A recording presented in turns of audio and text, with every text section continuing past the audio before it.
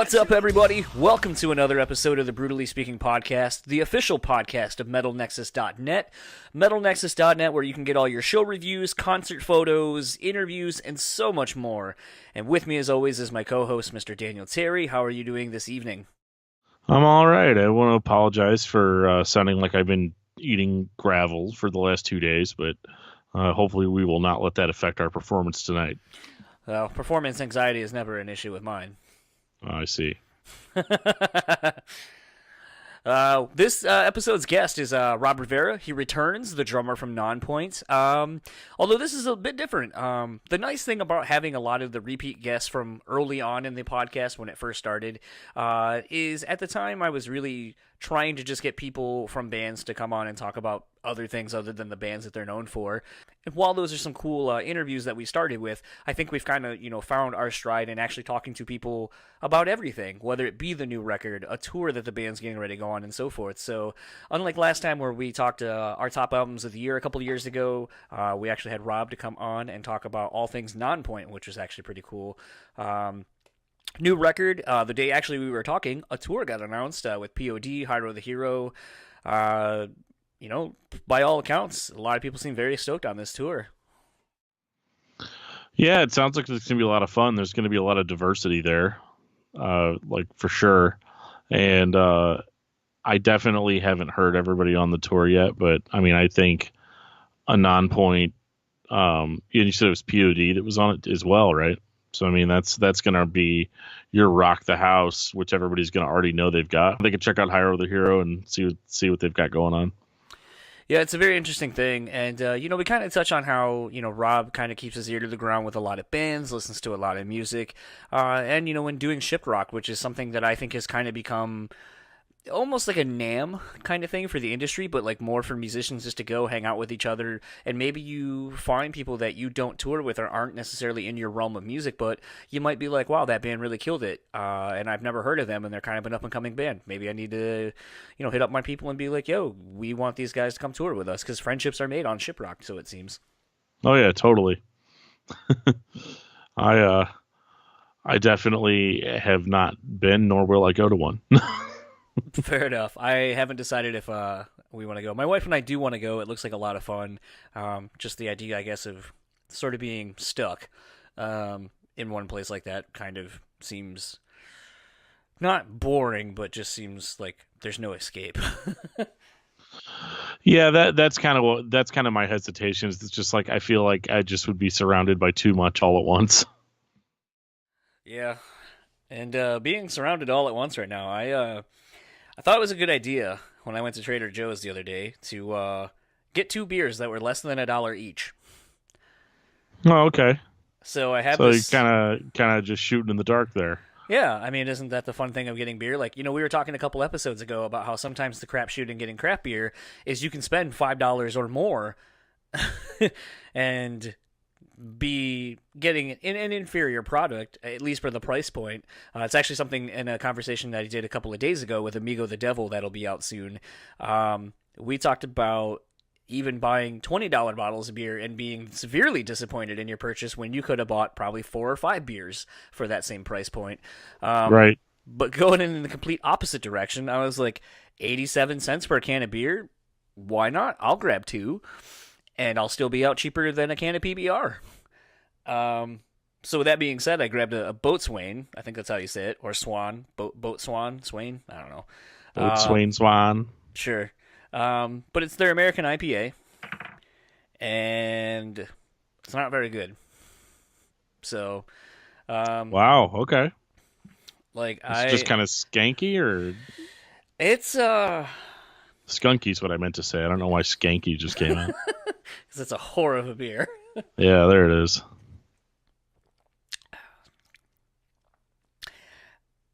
I guess the best thing I can say is it tastes like an IPA that's under $1.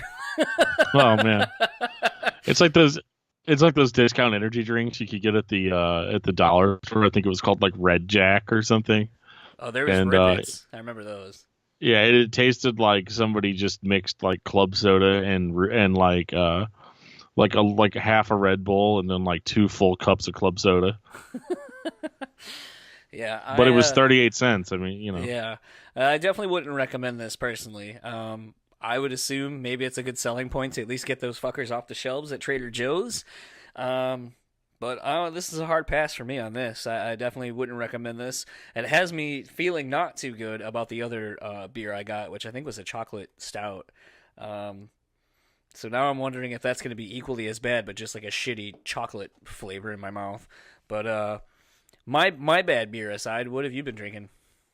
I've been really just stuck on the Dark Matter by Logboat, which I know I talked about a few weeks ago, but I don't buy a lot of beer. Or at least I buy like a couple of cases of something I really like before I move on to something else. But Dark Matter is like a wheat porter, but it's like super dark, like a stout, and it's delicious. And you should try it if you can get a hold of it somewhere outside of my local area. I know Logboat usually stays more in Missouri, but they're a rising star, and they haven't been snatched up like Elysian got snatched up by Anheuser-Busch almost immediately. But at least now you can get that on draft, if you're out and about. And with that, actually, we're going to get into my conversation with Robb Rivera because it runs a bit long. So we'll stop wasting your time and get into my conversation with Robb Rivera, and we'll talk to you guys afterward.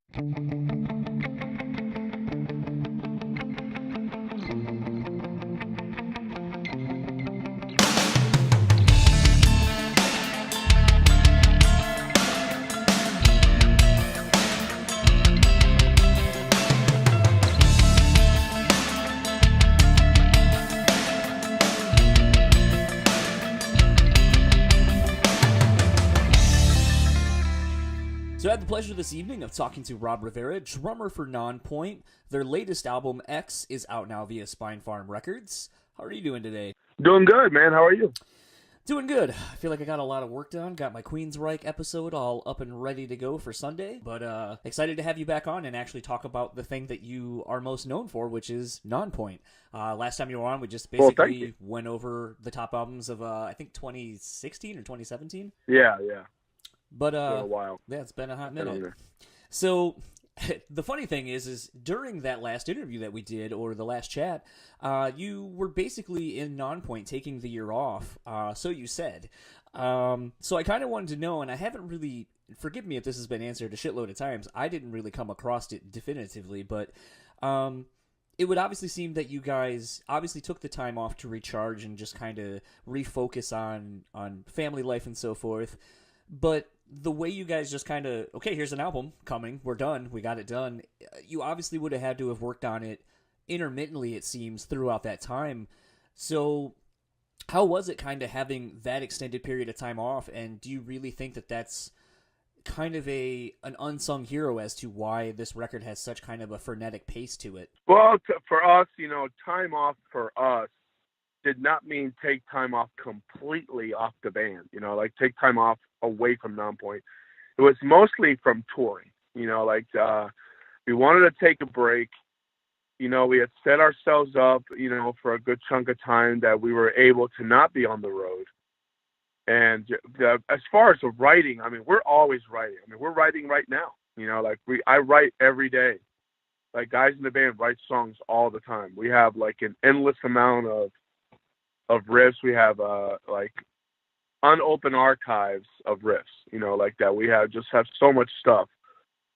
So yeah, during that whole year that we were off from touring, we were definitely writing. We got together 3 times and went to the studio to do pre-production and do writing and recording all the ideas and get everything down that we wanted. But, as far as our time off was, we're going to take time off from getting onto a bus and leaving for 6 weeks at a time.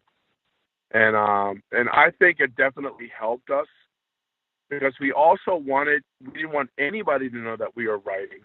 We didn't want, by us telling people we're taking time off, we avoided all the questions, when you're playing here, when's the new record coming, blah, blah, blah, blah, and all this other stuff that we answered for the last 18 years prior. All the time when we were done with the cycle, people are asking, what are you doing? That's like, we all took a social media break, basically from Nonpoint took a social media break. Like, we were all posting our own stuff, everybody, has got their own personal interests. But we just wanted to recharge, as you, I mean, I guess that's a cliche thing to say, recharge. But I just wanted to take that time away. Everybody was able to hang out with family, and for 10 months we really didn't talk about anything when it came to Nonpoint. We actually turned down shows. We didn't want to do any shows. We only had 2 shows booked after we ended the cycle. Was one with Five Finger Death Punch in Springfield, Illinois, and then we had this festival in Madison, Wisconsin, and that was it.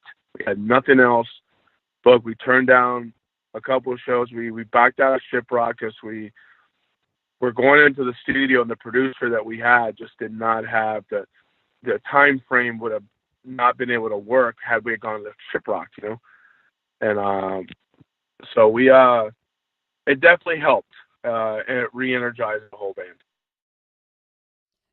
Speaking to the fact that, a lot of fans, and I would say media people as well, are so apt to always want the next thing and be aware of what's coming and when it's coming and all that kind of stuff. Do you feel that kind of surprising everyone with, like, you release that studio footage and then all of a sudden it's like, boom, here's, like, Chaos and Earthquakes. I think you did a lyric video as well. And then the announcement of the new record. Do you feel that the time away strengthened the brand as well as also got fans really excited because here's this thing they wanted, but they didn't know it was coming. So instead of, oh, I know that thing's coming in August, so, whatever, I'll be stoked about it then. There's the visceral reaction, I guess, to, holy shit, there's a fucking new Nonpoint record coming out in, like, a month. I'm stoked. Yeah, I think, if you go online and Google Nonpoint X reviews, I would say that at least 90% of all the reviews were all super positive about the album. And it's been the most positive about a record since To the Pain came out, as far as how many people enjoyed the record. We were honestly, come for myself. I've been in the band since the beginning. That was my 10th record. I was completely and utterly shocked at the amount of positive feedback for the record. And I think it definitely helped us being able to be away, taking time to write those songs, carefully constructing this thing, and it would definitely, like I said, the media, I think, just was as shocked as the fans, because we have kept saying we're not coming out till 2019, and we initially we were really considering that, but I have seen what has happened to bands when they take too much time off, and we didn't want to go through that. We didn't want nobody to forget about Nonpoint. But we just kind of took a little break, and we were able to piece together this great record. And I don't know, man. To me, it's one of the best in our catalog. And of the 10 records we have, I think it's in top 3. And just really, really stoked. I think sonically, it's probably one of the few that I think captures how the band sounds live. Yeah. I think sonically it's the best sounding we've ever had. I think that was always kind of one of my gripes with the sounds of your records is, they're good songs and everything, but it's like when you go see it live, sometimes like the intensity or the energy that was captured on the record just wasn't the same as when you go see a Nonpoint show. And I feel like this was one of the first records to really encapsulate that and really, like, I haven't seen you guys on this album cycle yet, and so I'm really excited to actually see you guys perform some of these songs and see, how much, like I said, how different, it may be. Like, is it like it usually is where it's more intense? And if that's the case, I'm going to be pleasantly surprised because I don't know how you can capture these any better than they already were. So to see these live and to see how they react is going to be something that I'm looking forward to. Well, on this record, we have to credit Fred Archambault, who produced the album. He was just a godsend. What happened was we were originally going to use our friend Brian Virtue, who has done Chevelle, Deftones, Jane's Addiction. He's done a bunch of big records. We we were going to use him, but he had an unfortunate family emergency with his daughter that he could not leave, and we completely understood. And then we got Fred, and his background was like Avenged Sevenfold, Atreyu, Hell or High Water. He's done Deftones as well. So he is a younger guy. You know, it's like maybe younger than most producers that we've worked for. Yeah, I think he's late 30s maybe or something like that. And he just came with all these fresh ideas. So sonically, I have to completely credit Fred, because he captured something that we wouldn't think it was possible. I mean, the first day he walked in, and we did this record, we recorded every single thing on this album in like, I think 18 days. And that's the shortest time we've ever had on an album, ever. Usually we've done like 6 weeks or 2 months. I think it was 14 to 18 days or something like that. So the first day he came in, he's like, well, let's run through a song and see how it sounds, you know? So we got most of the sounds down because Rob had sonically gotten everything, and Fred just tweaked some stuff. And then the first song we recorded was a song called Milestones. And it starts with a really gritty bass, starts with a nasty bass line. And we really wanted to see, that was, I think, the perfect song to kind of capture everything, because there's so much simplicity in the song, but it has so much room to breathe. So when me and BC were sitting on the couch, and after he did some things, and when he played it back, me and BC simultaneously looked at each other and said, we went like, holy shit. I was looking at him and says, I can't believe that is us. I was so blown the fuck away from what the little tweaks that he did. And he added so much in, like the thing is with X, there's so much stuff going on. There's a lot of layers. There's like keyboards, percussion, and all this cool stuff. That's the thing, is when you see us live, you're not going to hear it. You're going to hear this record in the raw. Like, you're just going to hear 2 guitars, a bass, drums, and vocals. You're not going to hear the keyboards. You're not going to hear any. There's a studio version of Nonpoint, and there's a live version of Nonpoint. Like, we could totally put all that stuff, you know, how some bands run pre-recorded tracks and stuff like that. You know, we would not, you know, you're going to hear, there's no computer on stage, you know. You're going to hear us completely live. So the intensity is a little different. And it's actually more intense live, because I don't know how to explain it, but the new song sounds so killer live, even without all the bells and whistles.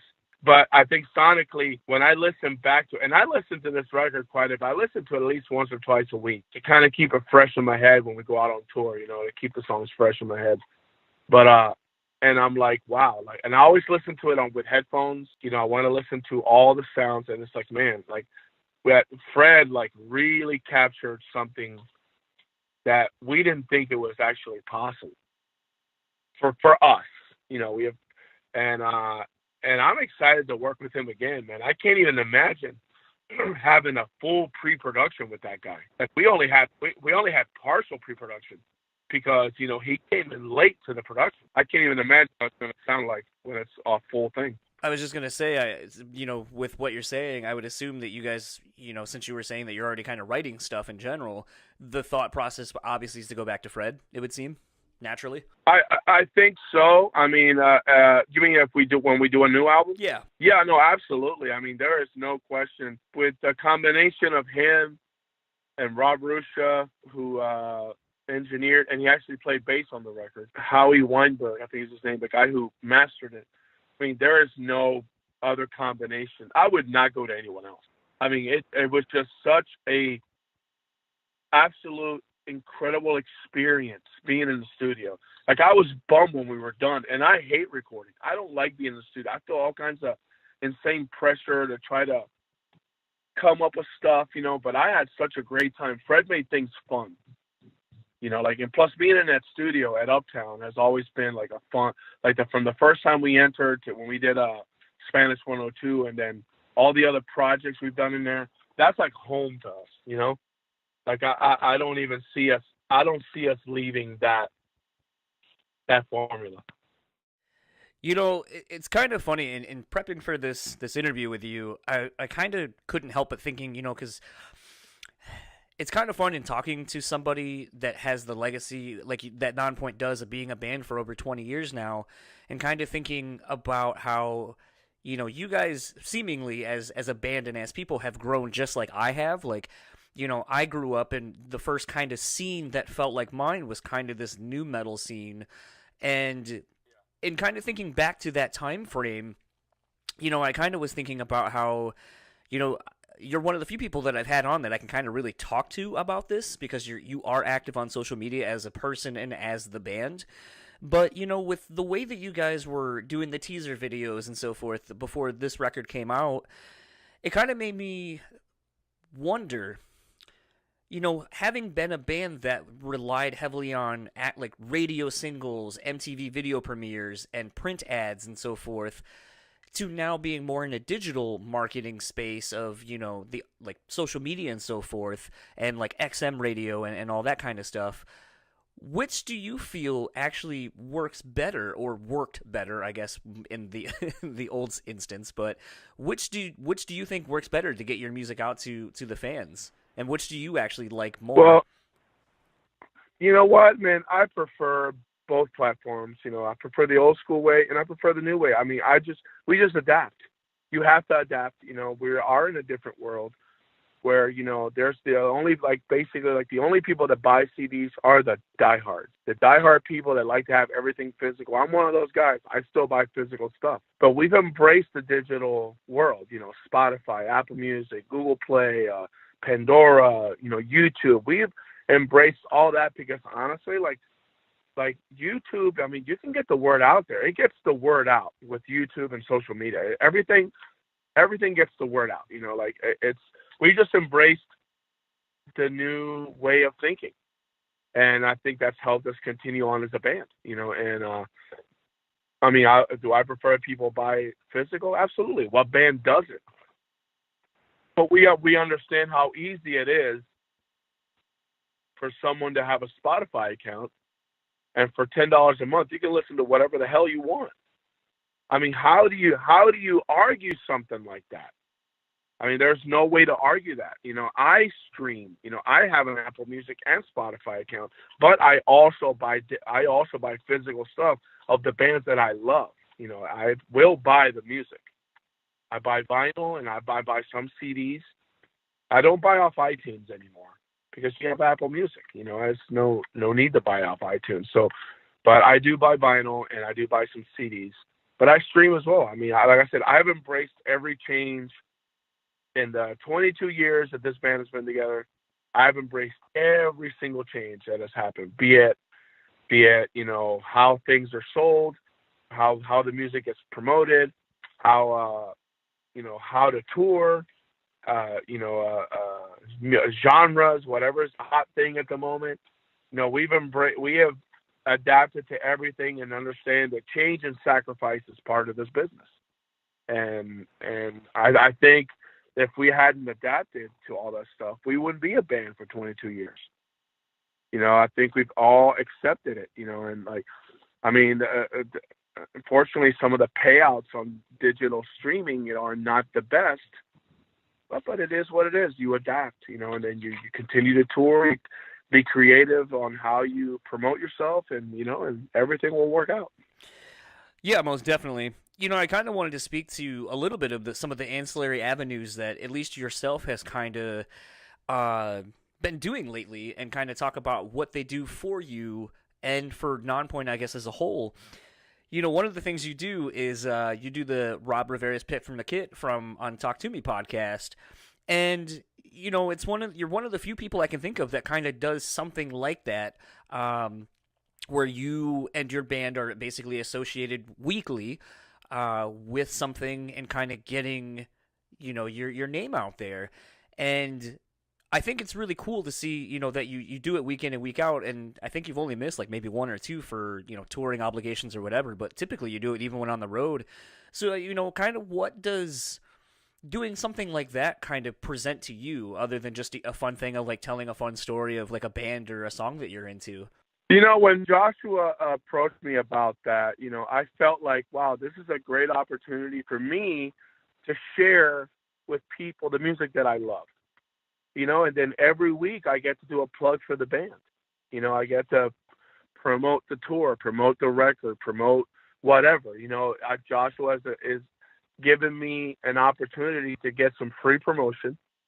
And at the same time, I get to maybe expose somebody to new music or a band that I have loved for years that maybe people don't know. Like I said, I would love to do that more. I would do that with anyone. I love talking about music. And I did a podcast. I can't remember the name. Oh, discography discussion. I did a podcast with that. Yeah, like I talked about, the whole Metallica discography. That was almost like a 3-hour episode, and I had a fucking blast. It was it was the Nonpoint discography, but we talked about Metallica. We did a thrash metal discussion, and we had two different episodes. They were both 2 to 3 hours, and dude, I had so much fun doing that. My voice hurt at the end because I was talking so much, but dude, I love talking music with people. I don't like to debate as much. I mean, I do debate. I don't really enjoy that, as a whole, but I love just talking about, especially thrash. I love talking about thrash, and people get blown away because of my knowledge of it. But it's just been, it's been my favorite musical genre of my entire life. That's what I love the most is thrash metal and hardcore, New York hardcore. And that opportunity that Joshua gave me, I completely embraced it. And now, hopefully I can start my own podcast and do, I'm not going to stop doing the pick from the kit, because I love doing it. And I love helping Joshua. I've helped him get guests. And as well, and I get to tell people, hey, I work for this podcast where I do a segment. Would you be interested in the interview? If I'm able to lock that down for Joshua, that's just killer for me too. Like I'm able to, get people more interview time, more get the word out. Not only am I helping myself, I'm helping Joshua. I'm also helping the artist. So like I said, we're all helping each other in all this, in all of this, and I'm just really happy that he gave me that opportunity. And I would love to do a podcast every day. I love to do an interview every day because it honestly I love listening to podcasts. I think podcast is probably the coolest thing ever as far as marketing for an album. I think having, I've never had so much fun. I listen to the Joshua Show. I listen to Metal Sucks. I listened to you. I just recently listened to a couple of your interviews, and I listened to you did the one with Alfonso, right? Yeah, I did listen to that one, which I thought was a great interview. He's a really cool dude. I love that kid. Listen to Joshua. I listened to Eddie Trunk. I love listening to these musicians tell these stories. It is so entertaining for me to listen because at the same time, I'm writing notes and I am learning about everybody's experience in this industry, and I just it's something that I love dearly. I've been listening to Stone Cold Steve Austin podcast when he has wrestlers on there. I love listening to their stories. I'm a big wrestling. I listen to Jericho's podcast too. It's also killer when he has wrestlers and I hear all these insane WWE stories, and it's just, I don't know. I think podcasts it's probably I don't know who invented the very first podcast, but whoever that person is, thank you, because it's amazing. I love it. It is a great platform, and it has fortunately allowed me to talk to a lot of people that I have long admired and have had questions that have never been answered, given the fact that I grew up in the pre-internet age. So some of my favorite bands that existed pretty much before the internet really did, it's like when they went away, there's no There's no long like Facebook post or anything like that. It's just like that band's done and that's it, and you don't know why. And so it's been really cool. Like, I just did an episode with Ryan Ober from Legia. Now, that's a band most people probably don't remember at all. But to me, they were one of the bands that I was really excited about in the early 2000s metalcore scene, and really thought that they were doing something interesting, and I thought that they were going to be the next big band. And they're through a lot of their own issues and kind of getting in their own way in a lot of their career, that's basically kind of what led to the demise of the band. And it was really cool to be able to talk to Ryan for like an hour and ask him the questions that I've wanted to know for almost 15 years now. And I mean, I can only imagine how interesting it is for you being on the other side of things, like where like someone tells a tour story or talks about, man, so we were playing this shithole venue in like Switzerland or whatever. You're like, oh my God, I've been there. I can smell that smell of the venue that this person's talking about, that green room. I can think about that. I can put myself there. And to me, like, I feel like that's the nice thing about those from a fan's perspective, is we get to be put into these situations that most of us never will be, because of people like yourself sharing your stories. And I always think that's the fun thing about doing this, but also about being a fan of the medium as well. Yeah. I mean, it's just a great platform, and I'm just happy that I've been able to do this. I've done, the Joshua show. I've done a couple with you. I've done a couple with Joshua, discography discussion. I want to branch out and do more. I think it's just a fun thing when you get to talk music with someone, Yeah. But, kind of going back to, one of the like ancillary things that you have done that I think helps you, and I'll kind of tie it into a different thing as well in a minute, but you talked about doing Shiprocked as a band and as you doing it as a stowaway.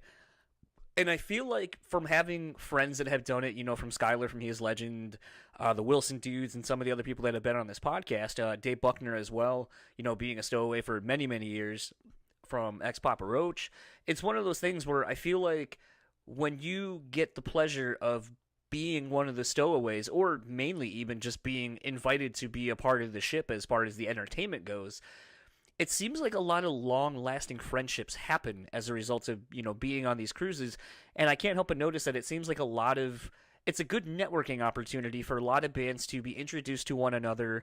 And coincidentally enough, like, you guys just announced a tour today with POD, and Hyro the Hero is on part of that. And I feel like part of that could have been, the fact of, managers and all that kind of stuff putting this tour together. But I have to feel like part of that is also by some of you being on Shiprocked and seeing Hyro set and being a fan of what he does. Well, the Hyro connection came from way before Shiprocked, and I think Shiprocked kind of sealed the deal, though.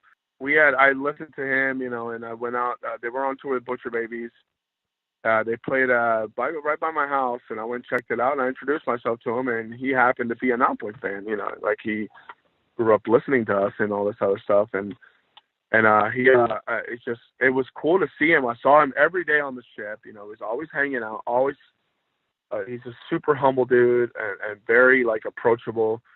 Got to talk to him and his wife quite a bit, and it was just a cool thing. And, like, even Wav and Trey were there from POD, and we're like, hey, I just saw you. We were just together last month. We're going to see you. We already knew that we were going out with them by then. We already knew the tour was going to happen. And it was so cool. I mean, part of the stowaways is being cool. I mean, I got to talk to a lot of different people. This last stowaway, I had a bad experience because I fucked up the song really bad. And just that was the actual first time that's ever happened to me on stage ever in my career. Playing that, and I'm thinking, I've heard that Motor Breath song by Metallica, I don't know how many fucking times in my life, at least a good 500 to 600 times I've heard that song, and I rehearsed it, and man, I didn't realize how really fucking difficult it was. That even when I got there, Doc from Bad Wolves and X Scott Forbid was saying, why are we playing this song? And they said, so many other songs, and we were all kind of puzzled, It's such a deep cut for Metallica, and I love all Metallica's deep cuts.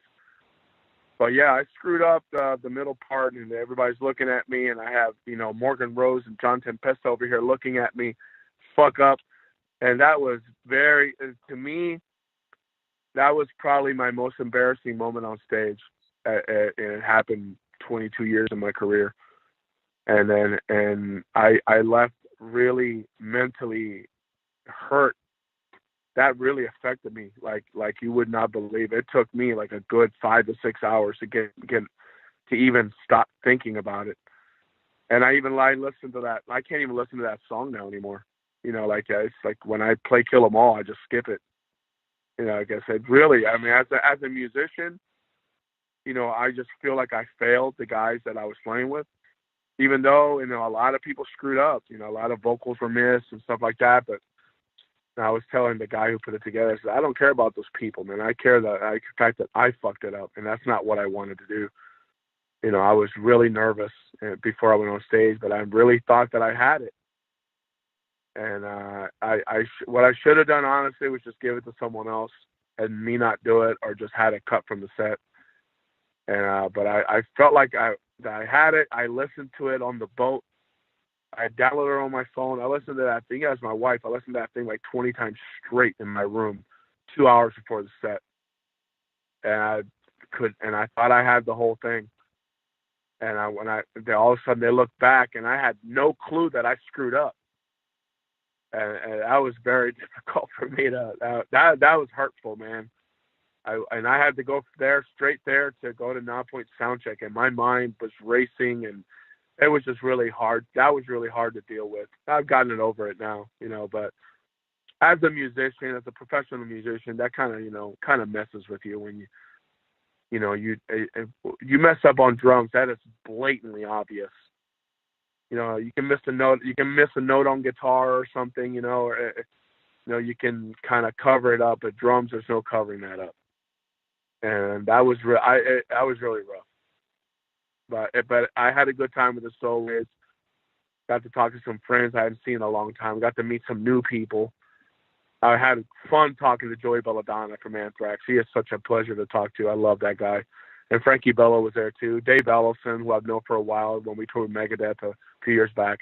So it was cool to connect those people, and it was a fun time. The only thing that sucked is me screwing up. I think it's one of those things where, as much as Lars gets shit on for his playing, even on record per se, I think it's interesting that when people play it, I think they realize that it's maybe not as, and I'm not saying do you feel this way, I'm just kind of speaking in generalizations. Like, you see so many blabbermouth headlines and stuff where people shit on Lars's drumming and that he can't do it and all this kind of other stuff and so forth. But I do find it interesting that when people actually play something, that I think they learn that sometimes it's almost like AC/DC at times, like where it's like AC/DC seems like the easiest shit to play until you have to play it. And then you realize the complexity of it is not that it's so complex with what you're doing. It's complex because of how simple everything is and how it has to be literally on the beat, and that so much is just about the groove. And if you can't get into that, then it sounds like shit. And I think Metallica is the same way. Two things, as far as Lars, I mean, if you listen to those first 4 records, and if you just listen to his drumming, no one has ever drummed like that. And no one has ever done it before him. No one's done it while him. Nobody's ever going to do that in the future. He has a very unique way of playing drums. The way he accents stuff, the way he throws things in the off time. And Dave McClain from Machine Head, ex-Machine Head, sorry. He told me Machine Head recorded a cover of Battery for Metal Hammer magazine or whatever. And he told me, I said, dude, learning that song was probably one of the most difficult things I had to do, because it is not an easy song. And Lars wrote some really complex stuff when it came to Metallica. People can shit on him all they want, but just like you said, when it comes to playing the stuff, I mean, Lars works with James Hetfield's guitar.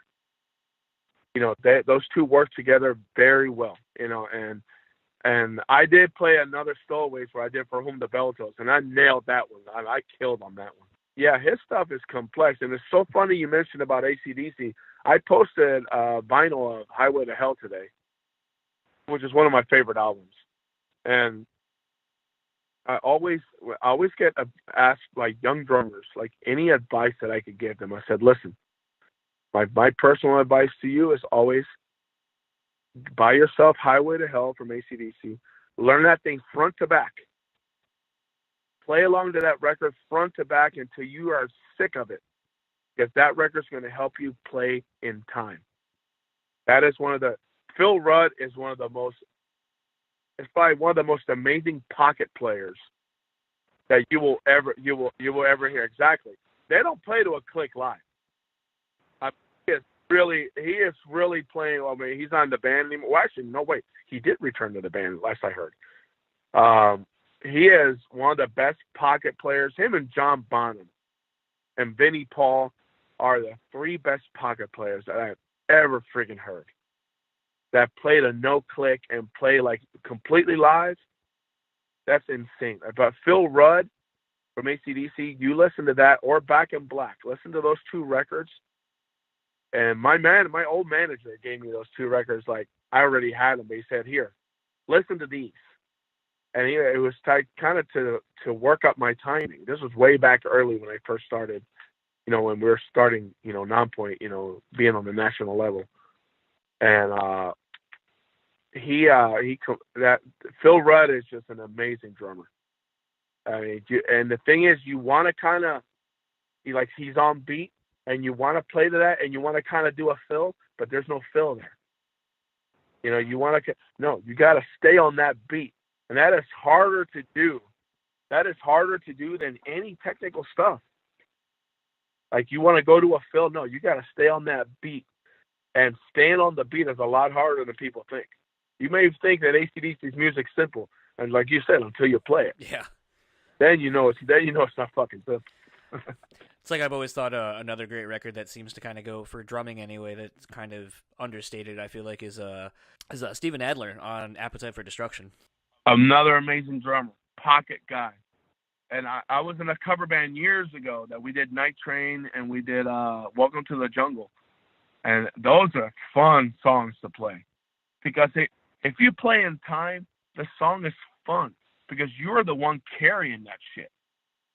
You're the one, you're the driver. You're you're the wheels, and they're on top of you. You're the wheels of the,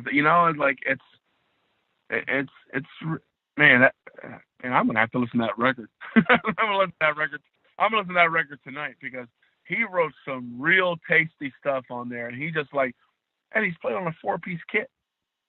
Like a simple 4-piece kit with a couple cymbals and a cowbell. Welcome to the Jungle is probably one of the coolest groove type songs on for drums, man. Yeah, good suggestion, man. I'm definitely gonna listen to that tonight. Yeah. But kind of bringing it back to you guys, I've really recently been seeing your name pop up on a lot of these top nu metal albums, top nu metal songs lists that have been omnipresent lately, and it's kind of interesting to look at some of these lists and see a lot of the bands basically never really did anything other than have the one song, or in some theories, the one record. But the more telling thing to me is that, some of the bands that you were lumped in, with like the Korns, the Deftones, the Papa Roaches, and so forth, all of those bands and you guys are still around. And it's because you guys have evolved from that quote-unquote nu metal tag. So I kind of wanted to, get your perspective on what it's like, all these years later, being put on these lists, basically sort of talking about your career like it's over, even though it's still going and it's thriving. I remember getting a snapshot of there's that XM's got that channel Turbo,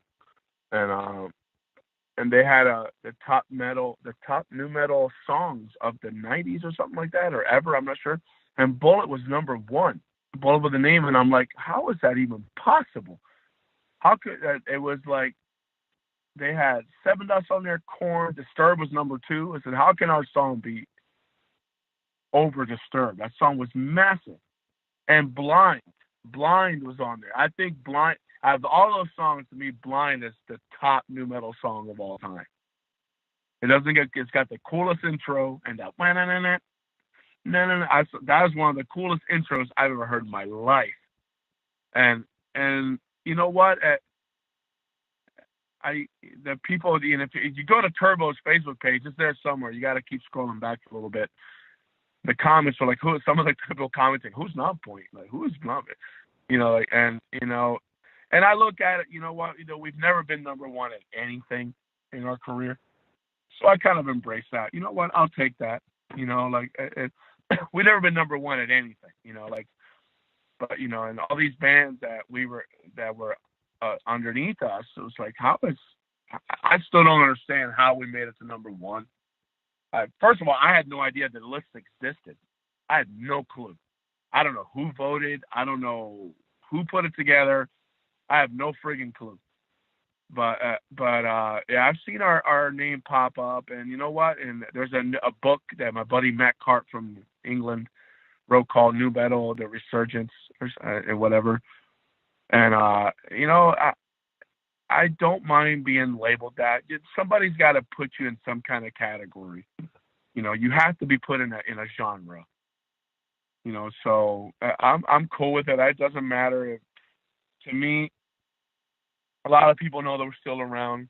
Some people don't know. Like I've seen a lot of comments. People say, "I didn't even know you guys were still a band." It's like that's funny. I have to laugh at that. I said, as active as we are on social media, and as much as we tour, and we still have songs on the radio and all sorts of stuff, that I look at it like that. Like, these people must not have internet, because there's no way that you can say, there's no way you can absolutely miss us, that we weren't, that we're not a band anymore. But I guess some people either have moved on, or just some just have short attention spans, but we're still here, but most of the people that say that are they're pleasantly surprised. They're very happy because once we tell them, hey, we have a new record called X, they check it out, so that's helped us, with the sales and, and the word getting out there still. So, I mean, I can't complain, man. So it is what, those lists definitely, by those lists popping up, it just keeps us in the light. It would be worse if we're not on the list at all. So I'm looking at that. I'm looking at that as a positive thing. Speaking of a positive thing, something I always kind of really admire about following you on various social media platforms is your, I don't know if dedication is the word, but your willingness to share what you're listening to, and mainly putting a spotlight on a lot of younger, talented musicians or bands that you're digging. And I feel like in a day and age now, you just don't see that very often. It seems like everyone's kind of trying to protect themselves or their brand, and by putting any spotlight on anybody else, unless there's like, oh, I manage this person, so anything that benefits them will in turn benefit me.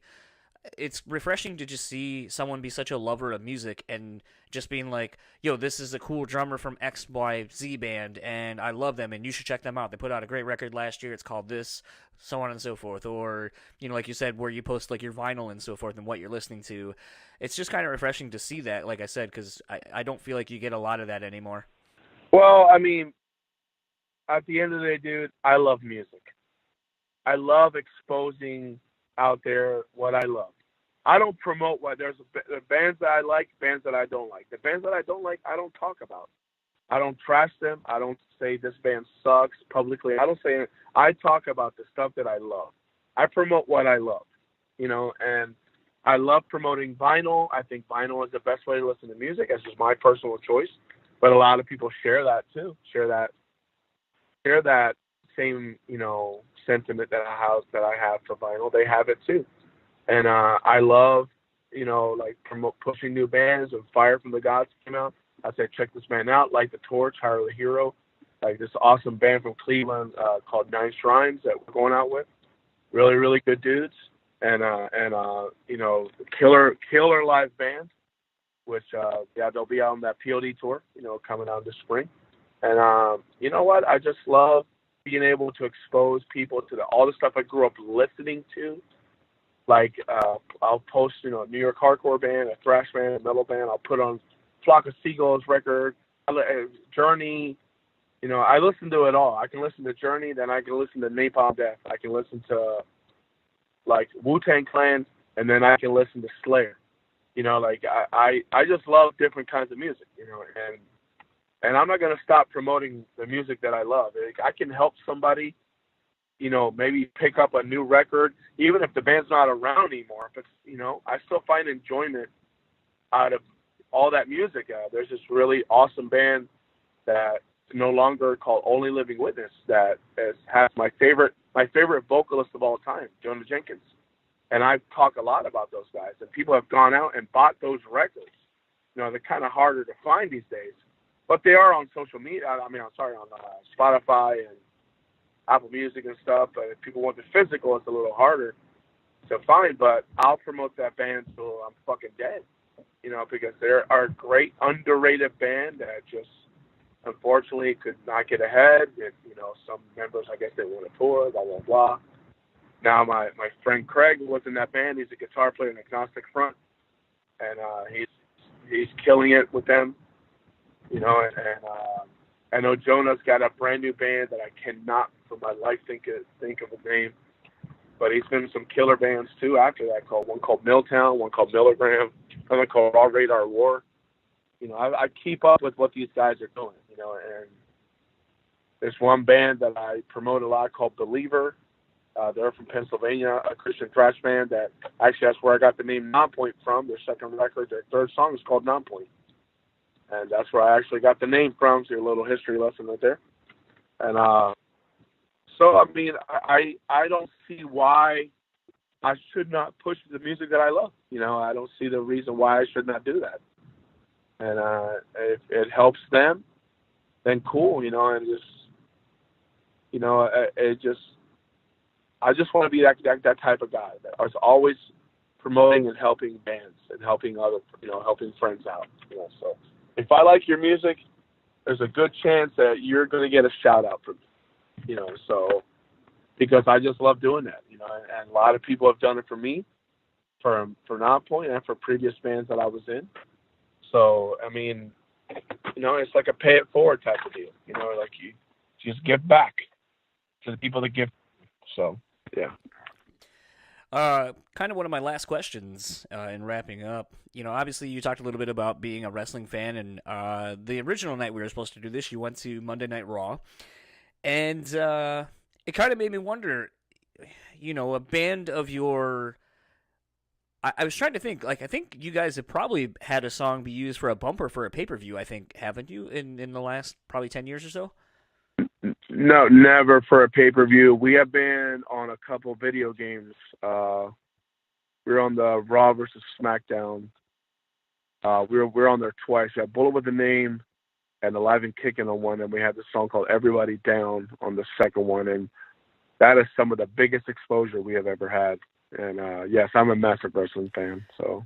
So was that something that you, as either a band or just personally, would like to eventually do, either if it's like WWE or Ring of Honor or even now AEW, working with the company or companies to create a theme song for one of the wrestlers? Is that something, you know, that you would love to do? If that opportunity came about, absolutely no question, I would 110% do that.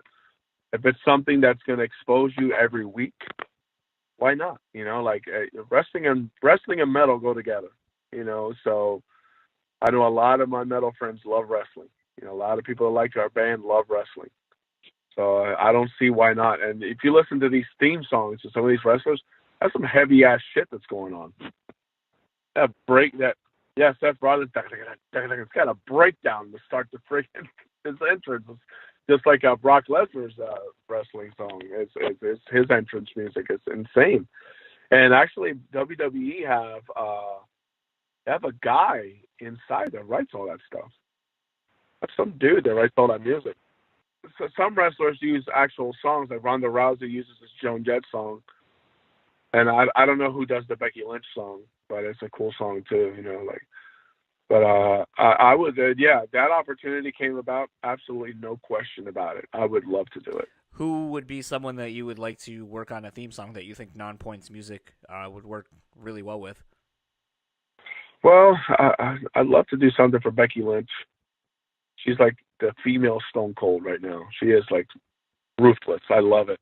Yeah, the man. The fact that she calls herself the man is amazing. And Ronda Rousey too. I mean, but I don't know how long she's going to be in wrestling. I'm hearing rumors that she may be leaving. And I don't know, Dean Ambrose would be sounding kind of cool. He's got that rugged, he's got that badass look about him. But basically, I love to do a song for Baron Corbin. Baron's a friend of mine. But and I told him, dude, I'd love to do a song for you. I think Bad Wolves has a song. It's I think not he does. Bad Comes out Wolves. to Bad It's Wolves. a song that Tommy Vex did vocals on. Oh, okay. I knew it was some kind of a connection there. But yeah, I would love to do a song for somebody. If that opportunity came about, I would do it in a heartbeat. And wrapping up, where can people find you and the band online? Nonpoint.com. There you'll see all the little icons for all the social media, YouTube, Twitter, Instagram, and Facebook. We're heading out on tour with POD starting May 10th in Newport, Kentucky. And those tour dates are being uploaded right now. I've been very busy today. I haven't been able to upload everything. The tickets go on sale this Saturday at 10 o'clock in the morning for the tour with POD Nonpoint, Hire the Hero on select dates, Islander, and 9 Shrines. It should be a killer time. Awesome. Well, Rob, thank you so much for taking the time to come on the show and talk all things Nonpoint and beyond. And looking forward to maybe catching a show. For sure, man. Take care. Thank you. Thank you. So that was my longer conversation with Robb Rivera of Nonpoint. Dan couldn't be there. Had to work a long night. But what'd you think of that conversation? That was fun. I always like hearing from Rob. He's a talker, man. And he's got a lot of things to say about a lot of different types of music. And it was cool, getting to talk a little bit about the new Nonpoint stuff. I know we had briefly touched on that whenever we had him on discography discussion. We were talking about all the Nonpoint albums, but their newest album hadn't come out just yet.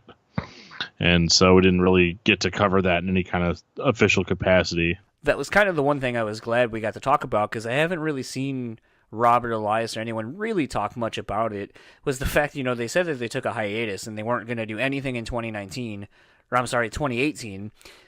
And I guess we're preconditioned at this point to think that when a band says that basically is just grounds that we're going to do stuff, but we just don't want to tell you we're doing stuff, so we're not committed to any kind of a timeline.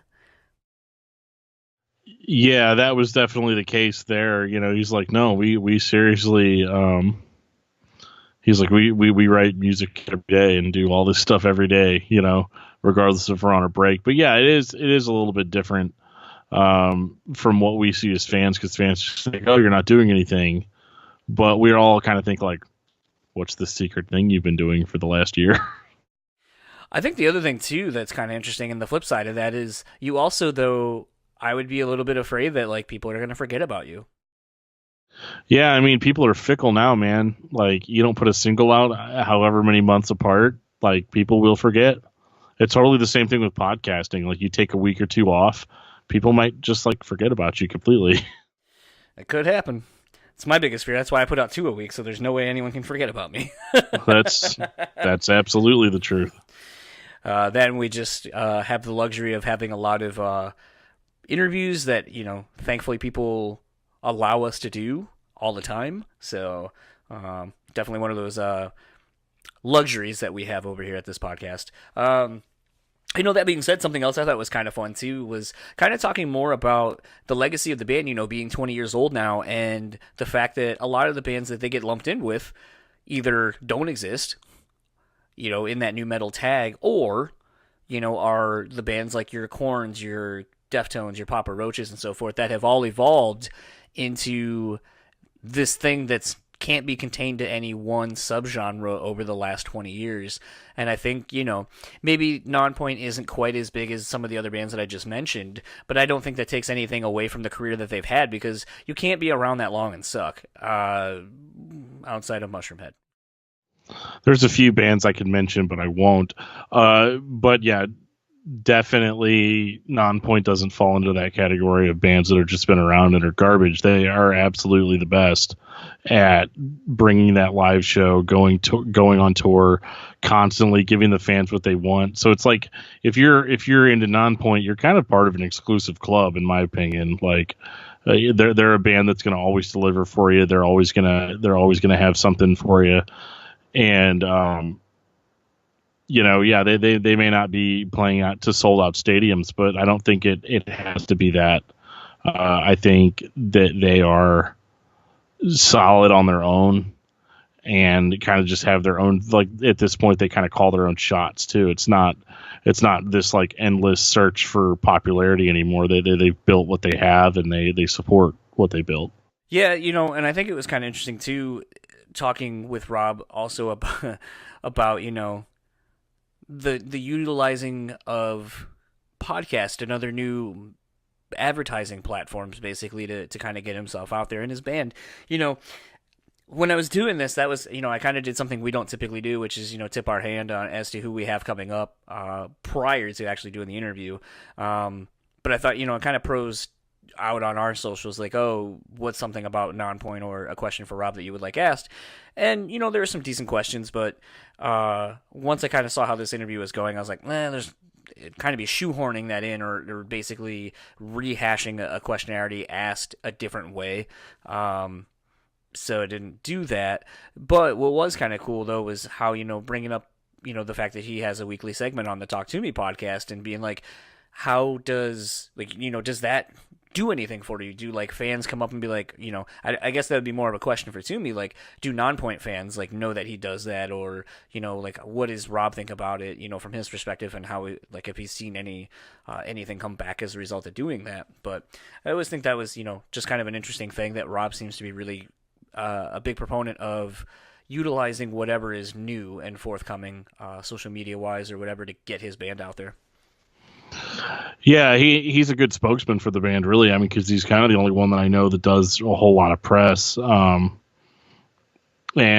for us though, it's what I like about it is that it's not really like press so much.